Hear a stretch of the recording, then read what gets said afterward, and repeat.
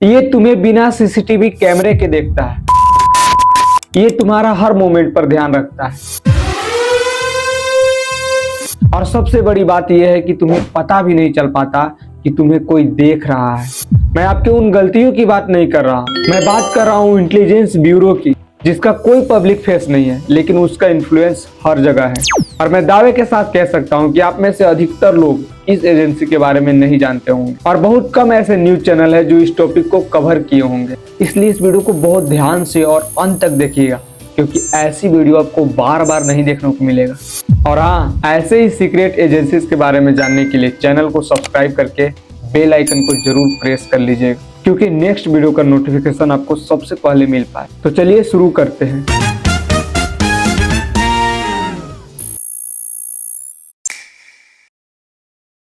ये कोई फिल्म की कहानी नहीं, ये असली दुनिया है। इंटेलिजेंस ब्यूरो इस देश की सबसे पुरानी और सबसे रहस्यमयी एजेंसी है, जिसकी शुरुआत 1887 में हुई थी। सोचो, जब इंटरनेट नहीं था, न मोबाइल था और न सीसीटीवी कैमरा, तब भी ये एजेंसी एग्जिस्ट करती थी और काम कर रही थी। और सबसे इंटरेस्टिंग बात यह है कि ये एजेंसी ब्रिटिश इंडिया के टाइम में बनी थी, क्योंकि 1857 के विद्रोह ने अंग्रेजों को डरा दिया था। उन्हें लगा कि अगर उन्हें भारत पर कंट्रोल रखना है तो उन्हें हर मोमेंट, हर रेविलियन और हर प्लानिंग की इंफॉर्मेशन पहले चाहिए होगी। और इसी जरूरत ने जन्म दिया इंटेलिजेंस ब्यूरो को। अब जरा इमेजिन करो उस टाइम जब जासूस काम करते होंगे, बिना टेक्नोलॉजी के, बिना डिजिटल टूल्स के, सिर्फ ह्यूमन नेटवर्क के भरोसे। और धीरे धीरे यही सिस्टम इतना पावरफुल बन गया कि आज आईबी पूरे देश के अंदर होने वाले हर सस्पिशियस एक्टिविटी पर नजर रखता है। कोई प्रोटेस्ट अचानक वायलेंट हो जाए, कोई ग्रुप सीक्रेटली प्लानिंग कर रहा है, कोई फॉरेन इन्फ्लुएंस देश के अंदर एक्टिव हो, तो आईबी उन सब चीजों को ट्रैक करता है। लेकिन यहाँ सबसे बड़ा ट्विस्ट क्या है? आईबी कोई पुलिस नहीं है, आईबी कोई आर्मी नहीं है और आईबी किसी को ओपनली अरेस्ट नहीं करता। फिर भी ये सबसे पावरफुल एजेंसीज में से एक है, क्योंकि आईबी के पास पावर है इंफॉर्मेशन का। और आज दुनिया में इंफॉर्मेशन ही सबसे बड़ा वेपन्स है। अब तुम सोच रहे होगे आईबी एक्चुअली करता क्या है, तो सिंपल लैंग्वेज में समझो। इंटेलिजेंस ब्यूरो का काम है देश के अंदर हर पॉसिबल थ्रेट को पहले आइडेंटिफाई करना, चाहे वो टेररिज्म हो या पॉलिटिकल इनस्टेबिलिटी या कोई हिडन नेटवर्क जो देश के खिलाफ काम कर रहा है। तब आईबी इन सब चीजों पर नजर रखता है। और सबसे खास बात यह है कि ये एजेंसी सिर्फ प्रेजेंट नहीं देखती, ये फ्यूचर को भी प्रिडिक्ट करने की कोशिश करती है। मतलब अभी जो हुआ भी नहीं उसे पहले ही समझने की कोशिश करती है। और यही वजह है कि आईबी का काम इतना क्रिटिकल है, क्योंकि अगर खतरा होने से पहले ही उसे पहचान लिया जाए तो उसे रोका जा सकता है। लेकिन अगर वो मिस हो गया तो उसका इम्पैक्ट बहुत बड़ा हो सकता है। अब यहाँ एक इंटरेस्टिंग चीज आती है, आईबी कैसे काम करता है? क्या इसके पास जेम्स बॉन्ड जैसे एजेंट्स होते हैं? आंसर है हाँ, लेकिन रियल लाइफ में ये उससे भी ज्यादा कॉम्प्लेक्स है, क्योंकि आईबी का पूरा सिस्टम ही इनविजिबल होता है। इनके एजेंट्स ओपनली एजेंट्स नहीं कहलाते, वो नॉर्मल लोगों की तरह रहते हैं। कोई टीचर हो सकता है या कोई बिजनेसमैन या कोई गवर्नमेंट एम्प्लॉय, लेकिन अंदर से वो इंफॉर्मेशन कलेक्ट कर रहे होते हैं, रिपोर्ट बना रहे होते हैं। और ये सारी इंफॉर्मेशन धीरे धीरे एक नेटवर्क बना रही होती है। इस नेटवर्क में होते हैं informers, under cover agents, surveillance system, human intelligence source. और इन सब का काम होता है छोटे छोटे पीसेस ऑफ इंफॉर्मेशन कलेक्ट करना, जो बाद में एक बड़ा पिक्चर बनाते हैं। अब यहाँ एक बहुत बड़ा कंफ्यूजन क्लियर करना जरूरी है। लोग आईबी और आरएडब्ल्यू को सेम समझ लेते हैं, लेकिन दोनों अलग अलग हैं। आईबी काम करता है इंडिया के अंदर, जबकि आरएडब्ल्यू काम करता है इंडिया के बाहर। लेकिन एक टाइम ऐसा भी था जब आईबी दोनों काम करता था, लेकिन 1968 में आरएडब्ल्यू बना दिया गया ताकि एक्सटर्नल इंटेलिजेंस अलग हैंडल हो सके। अब एक बार जरा ध्यान से सोचिएगा, आईबी कितना सेंसिटिव है। इन्हें हर चीज क्विकली हैंडल करनी होती है, बिना किसी नॉइज के और बिना किसी पब्लिसिटी के, क्योंकि अगर इनके ऑपरेशन पब्लिक हो जाए तो पूरा सिस्टम फेल हो जाएगा। और शायद यही वजह है कि आईबी के बारे में बहुत कम जानकारी पब्लिकली अवेलेबल है।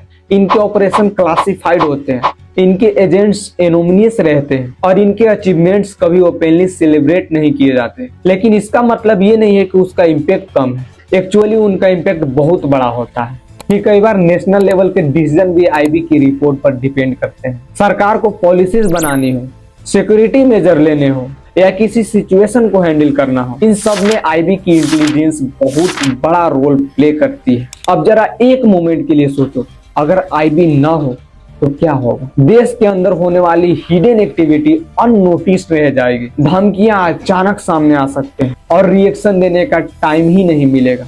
लेकिन आईबी इस गैप को फील करता है और प्रोएक्टिव अप्रोच करता है, मतलब पहले से तैयार रहता है। चलिए अब बात कर लेते हैं आईबी में कौन कौन लोग काम करते हैं। दोस्तों, ये कोई नॉर्मल जॉब नहीं है। यहाँ काम करने के लिए डेडिकेशन चाहिए, पेशेंस चाहिए और सबसे जरूरी सीक्रेसी मेंटेन करने की एबिलिटी चाहिए। आईबी में कई लोग आते हैं आईपीएस बैकग्राउंड से, पुलिस सर्विसेज से और कुछ डायरेक्ट रिक्वायरमेंट के थ्रू भी आते हैं, जैसे ACIO यानी assistant central intelligence officer.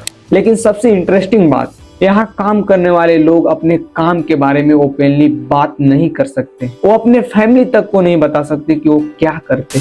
Imagine करो, तुम रोज एक ऐसा काम कर रहे हो जो देश के लिए इम्पोर्टेंट है, लेकिन तुम उसका क्रेडिट भी नहीं ले सकते। और दोस्तों, हमें लगता है कि यही सेक्रीफाइस इंटेलिजेंस ब्यूरो को स्पेशल बनाता है। अब एक और बात, आईबी के पास डायरेक्ट पावर नहीं होती है अरेस्ट करने की, लेकिन इनकी रिपोर्ट इतनी पावरफुल होती है कि उनके आधार पर एक्शन लिया जाता है। पुलिस, मिलिट्री या गवर्नमेंट एजेंसीज आईबी के इनपुट के बेसिस पर काम करते हैं, मतलब इनडायरेक्टली आईबी हर मेजर सिक्योरिटी एक्शन के पीछे होता है। अब यहाँ एक इमोशनल रियलिटी भी है। हम सब अपनी नॉर्मल लाइफ जीते हैं, कॉलेज जाते हैं, काम करते हैं, सोशल मीडिया यूज करते हैं, लेकिन हमें एहसास भी नहीं होता कि हमारे पीछे पूरा सिस्टम काम कर रही है जो हमारी सेफ्टी सुनिश्चित कर रहा है। और उस सिस्टम का एक बहुत बड़ा हिस्सा है आईबी इंटेलिजेंस ब्यूरो। और सबसे खास बात, आईबी कभी स्पॉटलाइट में नहीं आता, ना अवार्ड्स, ना हेडलाइंस, ना फेम, सिर्फ काम करता है, वो भी साइलेंटली और कंटिन्यूसली। तो नेक्स्ट टाइम जब आप कोई न्यूज सुने या कोई बड़ा डिसीजन सुने, तो ये समझना कि उसके पीछे कहीं ना कहीं इंटेलिजेंस ब्यूरो जरूर होगी, क्योंकि ये एजेंसी सिर्फ इंफॉर्मेशन कलेक्ट नहीं करती, बल्कि ये देश का सिक्योरिटी का इनविजिबल शील्ड है। अब मैं तुम्हें इस वीडियो का सबसे बड़ा सच बताने जा रहा हूँ, एक ऐसा सीक्रेट जो बहुत कम लोग जानते हैं। तुमने कभी सोचा है आईबी जैसी एजेंसी इतनी पावरफुल क्यों है और इसके बारे में इंफॉर्मेशन इतनी लिमिटेड क्यों है? क्योंकि असली गेम अब शुरू होता है। असल में इंटेलिजेंस ब्यूरो का पूरा स्ट्रक्चर ही ऐसा बनाया गया है कि इसकी कंप्लीट वर्किंग, कंप्लीट नेटवर्क और कंप्लीट ऑपरेशन किसी एक इंसान को पूरी तरह नहीं पता होते हैं। हाँ, आपने सही सुना, आईबी में काम करने वाले ऑफिसर्स भी पूरी एजेंसी के बारे में सब कुछ नहीं जानते। हर किसी को बस उतना ही पता होता है जितना उसके काम के लिए जरूरी होता है, और इसे ही कहते हैं नीड टू नो प्रिंसिपल। मतलब अगर कोई ऑफिसर पकड़ा भी जाए या उससे इंफॉर्मेशन निकलवाने की कोशिश की जाए, तो वो भी पूरी तरह एजेंसी का सच नहीं बता सकता। अब एक और शॉकिंग बात सुनो, आईबी के बहुत सारे ऑपरेशन ऐसे होते हैं जो कभी पब्लिक नहीं होते, ना न्यूज में आते हैं, ना हिस्ट्री में लिखे जाते हैं, क्योंकि अगर वो डेटाज बाहर लीक हो गया तो नेशनल सिक्योरिटी खतरे में पड़ सकती है। अब सुनिए सबसे माइंड ब्लोइंग बात, आईबी के कुछ एजेंट्स इतने डीप कवर में होते हैं कि सालों तक, यहाँ तक कि पूरी जिंदगी उनकी सही आइडेंटिटी पता नहीं चल पाता, ना सोसाइटी को, ना किसी अपने फैमिली को। सोचो, एक इंसान जो अपनी पूरी जिंदगी अपना नकली पहचान के साथ जीता है, सिर्फ इसलिए ताकि उसका देश सुरक्षित रहे। शायद यही वजह है कि आईबी को इंडिया का इनविजिबल शील्ड ऑफ इंडिया कहा जाता है। बाकी इंटेलिजेंस ब्यूरो के बारे में आप क्या सोचते हैं, एक बार कमेंट में जरूर बताइएगा। और अगर ये वीडियो पसंद आया हो तो लाइक सब्सक्राइब जरूर से कर लें। तो चलिए मिलते हैं नेक्स्ट वीडियो में।